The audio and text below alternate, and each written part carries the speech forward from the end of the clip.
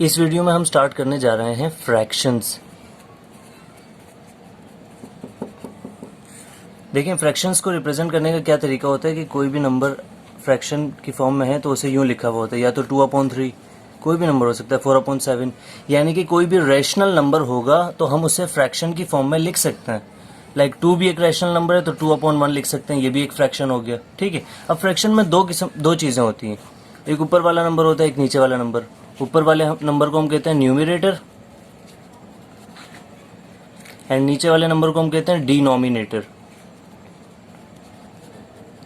ठीक है, तो इस वीडियो में हम देखेंगे फ्रैक्शंस को ऐड कैसे करते हैं, फ्रैक्शंस को सब्ट्रैक्ट कैसे करते हैं, मल्टीप्लाई कैसे करते हैं एंड डिवाइड कैसे करते हैं। उससे पहले ये देख लेते हैं कि फ्रैक्शंस कितने टाइप के होते हैं। तो फ्रैक्शंस बेसिकली 2 टाइप्स के होते हैं। पहला improper fraction and proper fraction.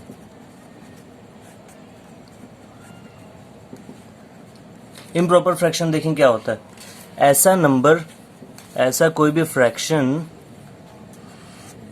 जिसमें जो न्यूमरेटर की वैल्यू है वो डिनोमिनेटर की वैल्यू से ज्यादा हो। ठीक है, लाइक अब ये देखें 7 न्यूमरेटर में जो है इसकी वैल्यू 3 से ज्यादा है, तो इसलिए ये इम्प्रॉपर फ्रैक्शन है। ठीक है, इसके अलावा 2 अप्रोच देखेंगे। एक तो अप्रोच ये है कि न्यूमरेटर की वैल्यू ज्यादा हो तो उसे इम्प्रॉपर फ्रैक्शन कहेंगे। अच्छा, एक अनदर अप्रोच ये है कि उसकी जब आप डेसिमल वैल्यू निकालें तो वो 1 से ग्रेटर हो तो उसे इम्प्रॉपर फ्रैक्शन कहेंगे। ठीक है, 1 से ग्रेटर हो।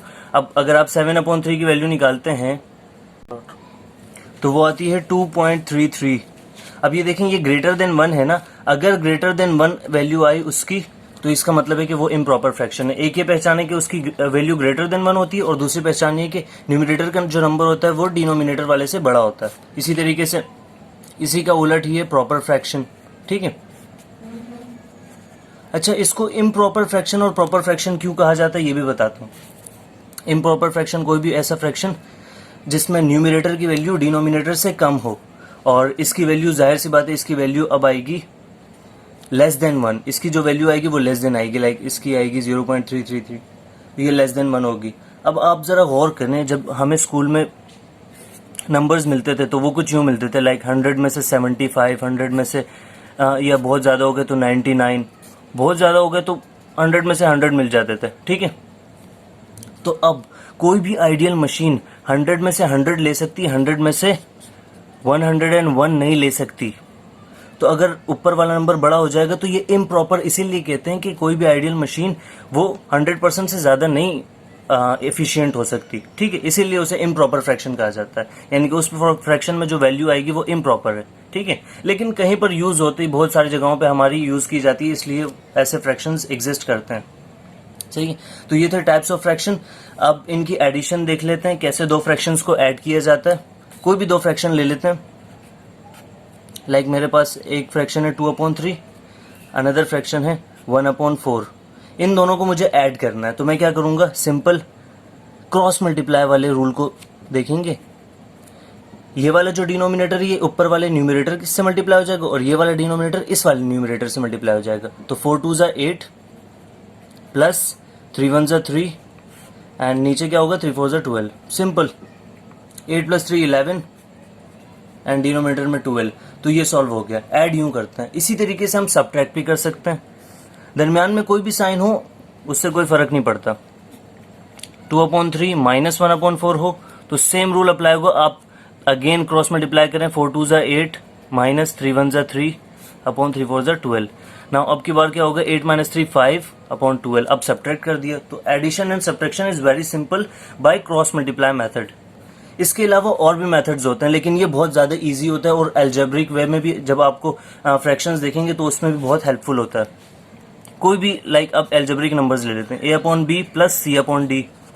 ठीक है, अगर आप इन 2 फ्रैक्शंस को ऐड करते हैं तो क्या होता है कि आप क्रॉस मल्टीप्लाई करवा दें, ad plus bc whole divided by bd। तो ये सिंपली हम ऐसे ऐड करते हैं। अगर आपको वैल्यूज नहीं दी हुई, आपको एल्जेब्रिक नंबर्स दिए हुए, तो आपको ऐसे ऐड करना है। ठीक है, इसी तरीके से सेम सब्ट्रैक्ट करने का भी यही तरीका है, a/b माइनस c/d। तो क्या होगा, ad minus bc upon bd, है ना। तो ये थी सब एडिशन और ये सब्ट्रैक्शन। इसके अलावा अभी मल्टीप्लिकेशन और डिवीजन भी चेक करते हैं। नाउ अब देखेंगे कि दो फ्रैक्शंस को मल्टीप्लाई कैसे किया जाता है। तो दो फ्रैक्शन लेते हैं 2/3 एंड मल्टीप्लाई 1/8। अब इन दोनों को मल्टीप्लाई करना है। तो आपने मल्टीप्लाई करने के लिए सिंपल क्या करना होता है कि न्यूमरेटर को न्यूमरेटर से मल्टीप्लाई करना है एंड डिनोमिनेटर को डिनोमिनेटर से मल्टीप्लाई करना है। तो 2 1 ज़ा 2 एंड नीचे 3 8 ज़ा 24। ठीक है, सिंपल मल्टीप्लाई हो गया। और फिर मजीद सिंप्लीफाई हो सकता है, लाइक इसको हम काट भी सकते हैं 2 1 ज़ा 2 एंड 2 12 ज़ा 24। तो सिंप्लीफाई होकर 1/12 आ जाता है। सिंपल आपने क्या करना है, न्यूमरेटर को न्यूमरेटर से एंड डिनोमिनेटर को डिनोमिनेटर से मल्टीप्लाई करना है। अगर मेरे पास ऐसा कोई फ्रैक्शन हो a/b, उसको मैंने मल्टीप्लाई करवाना है c/d से, तो मैं क्या करूंगा ac और नीचे bd डिनोमिनेटर में। ठीक है, सिंपल सा। इसके अलावा डिवीजन थोड़ा सा ट्रिकी है। आप देखें, अगर मुझे डिवाइड करवाना हो 4/7 डिवाइडेड बाय 1/8। ठीक है, 4/7 को डिवाइड करवाना है 1/8 से। तो एक तो ये तरीका है कि मैं यूँ लिख दूंगा कि 4/7 डिवाइडेड बाय 1/8, लेकिन ये थोड़ा सा कॉम्प्लेक्स हो जाता है। तो इसको इजीली थोड़ा सा करने के लिए मैं क्या करता हूँ, मैंने क्या करना है 4/7 है, इसको डिवाइड करवाना है। तो मैं क्या कहता हूँ कि डिवाइड को मल्टीप्लाई में चेंज कर दें। जब डिवाइड को मल्टीप्लाई में चेंज करेंगे ना, तो नीचे वाला नंबर ऊपर चला जाता है और ऊपर वाला नंबर नीचे चला जाता है। मैथ का ये रूल होता है कि अगर आप एक चीज़ करते हैं तो उसको बैलेंस करने के लिए दूसरा चीज़ भी करनी पड़ती है। लाइक मैंने डिवाइड को मल्टीप्लाई में चेंज किया, तो अब डिनोमिनेटर ऊपर न्यूमरेटर नीचे आ गया, उसको बैलेंस करने के लिए। ठीक है, तो अब 8/1 लिखेंगे। अब सिंपल आपने क्या करना है, 4 8 ज़ा 32 एंड 7 1 ज़ा 7। ये डिवाइड हो गए दो फ्रैक्शन। ठीक है, इसी तरीके से अगर आप यूं भी लिखते कि 4/7 डिवाइडेड बाय 1/8, इसमें भी क्या होता है कि इस पूरे फ्रैक्शन को आप यूं ऊपर लेके आते, यहाँ पे डिवाइड हो रहा है, यहाँ पे आके मल्टीप्लाई हो जाता। तो इसको हम यूं लिख लेते।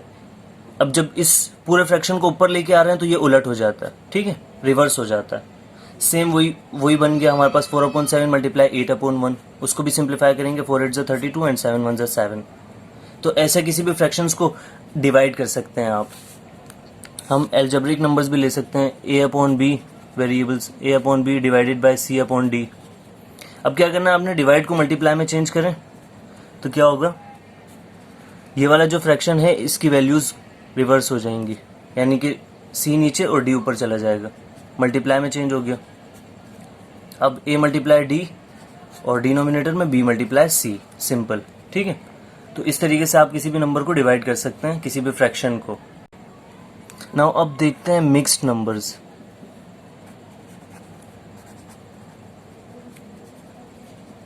मिक्स्ड नंबर क्या होते हैं, कोई भी ऐसा नंबर जो कॉम्बिनेशन हो होल नंबर का और फ्रैक्शन का कॉम्बिनेशन हो, उसे हम कहते हैं mixed number. For example 3 whole 1/4। आपने बहुत मरतबा ऐसा होगा, आपने ऐसा नंबर देखा होगा, ऐसे नंबर को हम कहते हैं फ्रैक्शन। ये कॉम्बिनेशन होता है, एक पूरा होल नंबर होता है एंड उसके साथ एक फ्रैक्शन होता है। तो whole number plus fraction, whole number plus fraction, तो ये क्या बन जाता है, मिक्स्ड नंबर। अब आपको इसको कैसे डील करना है, इसको नॉर्मल फ्रैक्शन बनाने के लिए आप क्या करेंगे, इसको वही मल्टीप्लाई कर देंगे। 4 3 ज़ा 12 प्लस 1 13 होल डिवाइडेड बाय 4। ठीक है, अच्छा ये वैसे ये सिंपल है, होल नंबर प्लस फ्रैक्शन होता है ना। होल नंबर क्या है इसमें, 3 प्लस 1/4। तो हमने क्या किया, इसको वैसी फ्रैक्शन को ऐड किया है। ये एक फ्रैक्शन है 3/1 प्लस 1/4, तो हमने क्या किया, क्रॉस मल्टीप्लाई किया है दरअसल। 4 3 ज़ा 12 प्लस 1 1 ज़ा 1 और नीचे 1 4 ज़ा 4। तो सिंपल वही किया, 12 प्लस 1 13/4। उसको थोड़ा सा इजी बना दिया क्योंकि इस वाले फ्रैक्शन के नीचे 1 है ना, तो 1 उससे मल्टीप्लाई होकर वही वैल्यू आ जाएगी, इसीलिए 4 3 ज़ा 12 प्लस 1 13/4। ऐसे किसी भी मिक्स्ड नंबर को आप फ्रैक्शन में कन्वर्ट करके उसे डील कर सकते हैं, उसे ऐड मल्टीप्लाई सब्ट्रैक्ट करवा सकते हैं। ठीक है, अब हम चलते हैं कुछ क्वेश्चंस की जानिब। फ्रैक्शंस के हवाले से जितने भी क्वेश्चंस हैं इसको सॉल्व करने की कोशिश करते हैं। Mister Dawood work the following hours during a week.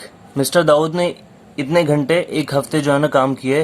पहले दिन 7 होल 3/4 यानी कि तकरीबन 7.25 घंटे, अगले दिन 5.5 घंटे, एक दिन 6.25 घंटे और एक दिन 8.25 घंटे काम किए। तो हमें टोटल गिन के बताना होगा कितने घंटे काम किए। और आगे सवाल को पढ़ते हैं। Mister Gafoor worked 40 hours. Mister Gafoor ने उसी हफ्ते के दौरान 40 घंटे काम किए और मिस्टर दाऊद ने ऐसे टुकड़ों में उन्होंने बताया हुआ कितने इतने घंटे काम किए।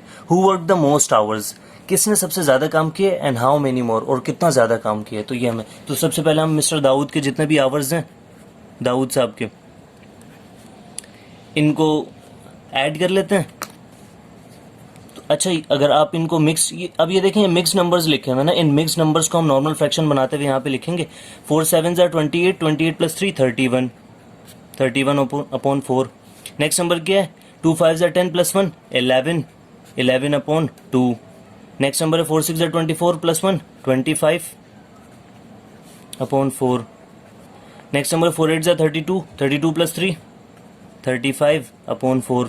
ठीक है, आपने इन सब आवर्स को ऐड करना है।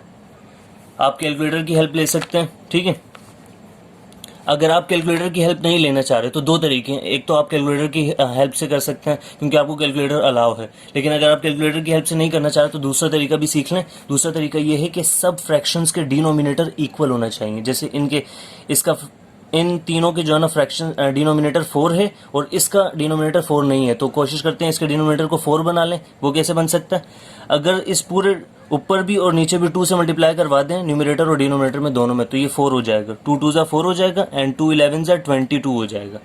अब हमारे पास काम सिंपल हो गया। देखें सारे डिनोमिनेटर 4 हैं तो अब डिनोमिनेटर में कॉमनली 4 आ जाएगा। इन सबको आप ऐड कर लें, 31 + 22 + 25 + 35। तो ऐड करते हैं 31 + 22 + 25 + 35। ये आ गया हमारे पास 113 अपॉन 4। ठीक है, तो इतने आवर्स उन्होंने काम किया मिस्टर दाऊद ने। अच्छा, आप इसको डेसिमल में भी लिख सकते हैं। डेसिमल में कितना आ रहा है, डेसिमल में आ रहा है ये 28.25 आवर्स। ठीक है, और मिस्टर गफूर ने कितना काम किए, 40 आवर्स। अब कितना गैप है, कितना डिफरेंस आ रहा है। एक तो मिस्टर गफूर ने जो है ना ज़्यादा किए, एक बात तो पता चल गई। Who work the most hours का मतलब इसका जवाब तो ये है कि मिस्टर गफूर ने ज़्यादा काम किया। एंड हाउ मेनी मोर, उसका डिफरेंस मालूम कर लेते हैं। तो 40 आवर्स माइनस 113 अपॉन 4। आप इन दोनों को माइनस करवा लें, या आप यूं भी कर सकते हैं 40 - 28.25। ठीक है, अगर एग्जामिनर ने आपसे फ्रैक्शन में आंसर लाने को पूछा हो तो आप फ्रैक्शन में ले आएँ। ठीक है, अगर डेसिमल्स में लाने को पूछा हो तो आप डेसिमल्स में ले आएँ।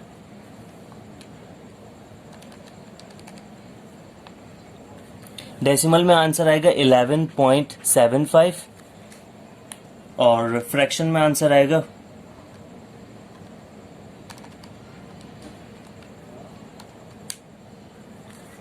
47 अपॉन 4 आवर्स। इतना डिफरेंस है इन दोनों के आवर्स में। ठीक है, नेक्स्ट क्वेश्चन की जानिब बढ़ते हैं।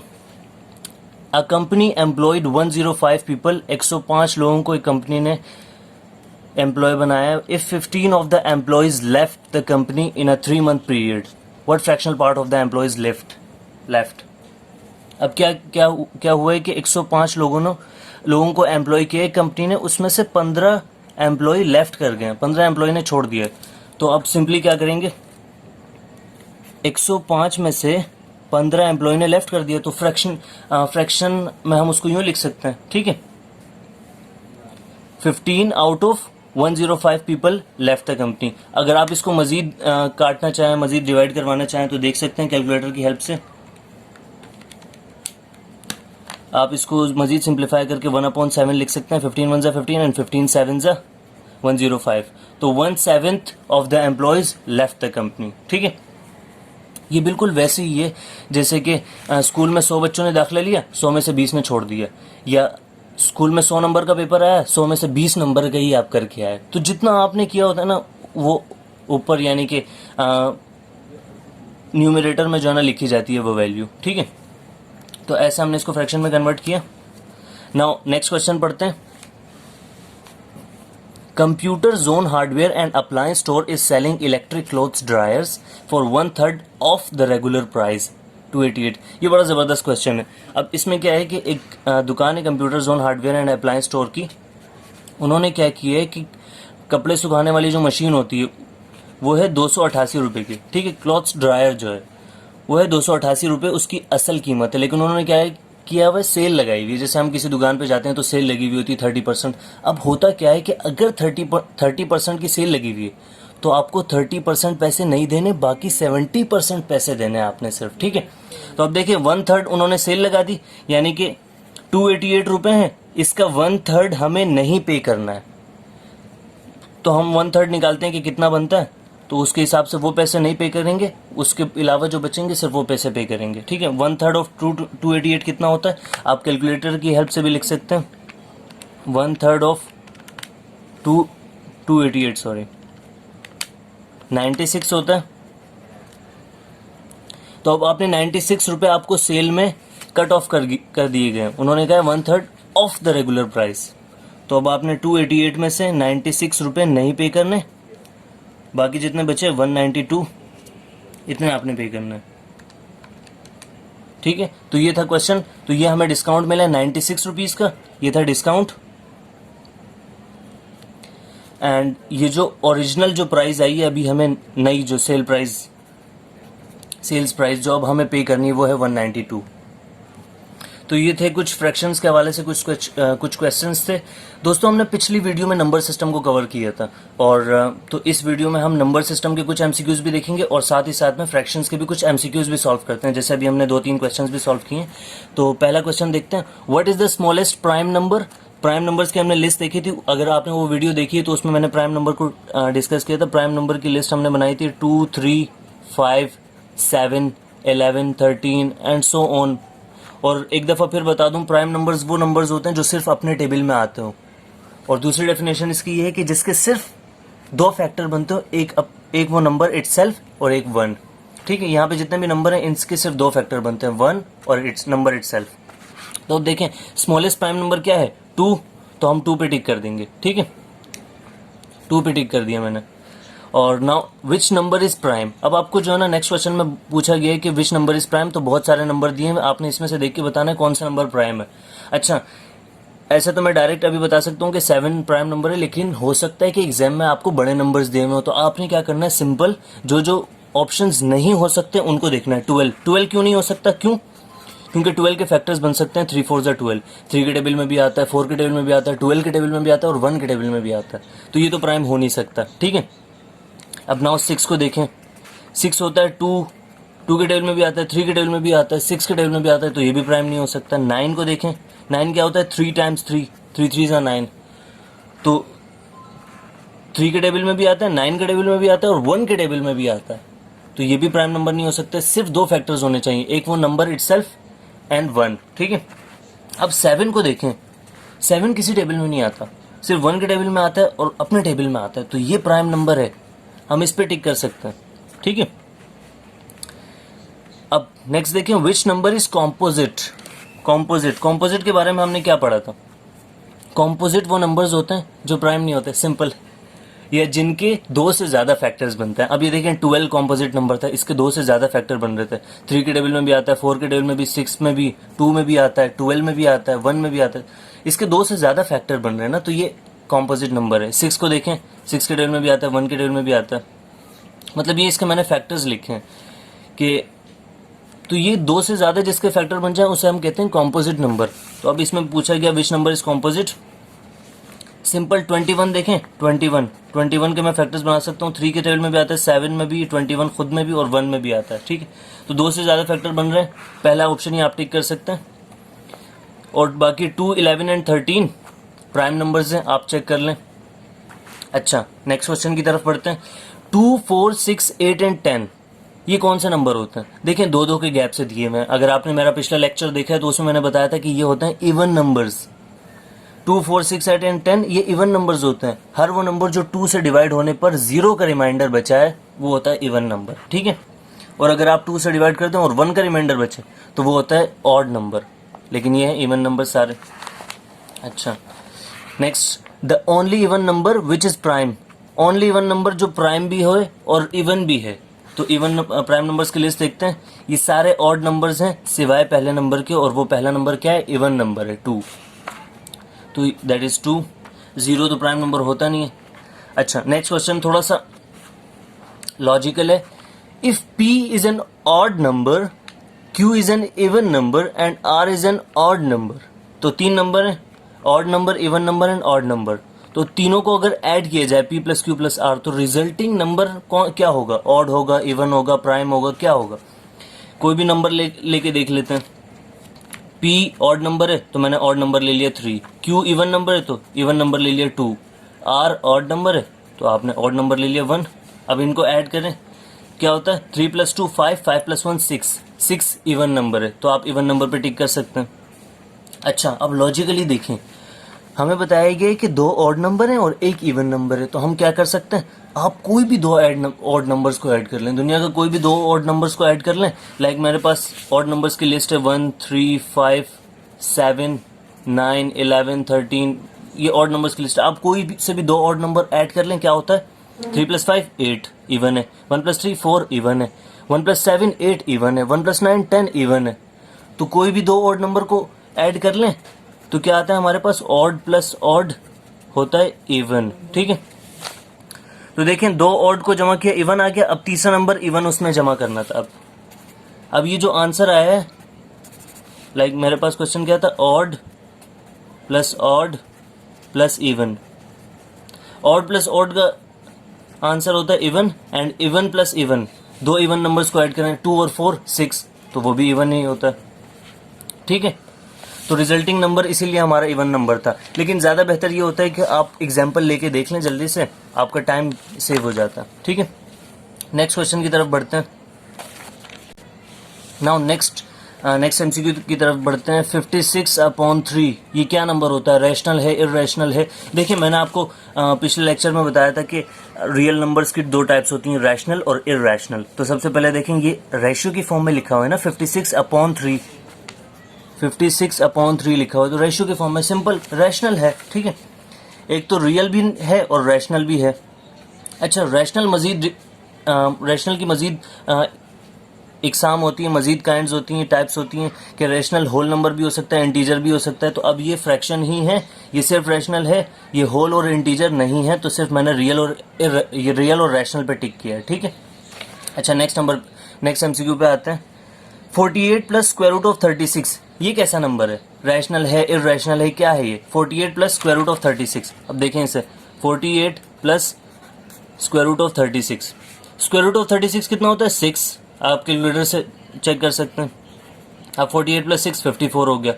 अब देखें 54 आ गया ना, 54 को मैं रेशियो की फॉर्म में लिख सकता हूँ 54/1। तो ये रैशनल नंबर है, इर्रेशनल नहीं है। और इर्रेशनल नंबर जो वो होगा जिसकी पॉइंट में रिप्रेजेंटेशन, पॉइंट में अगर हम उसके नंबर चेक करें तो इनफाइनाइट नंबर डेसिमल के बाद लिखे जाते हैं। ठीक है, अब ये एक रैशनल नंबर है, रियल नंबर तो है ही, रैशनल भी है।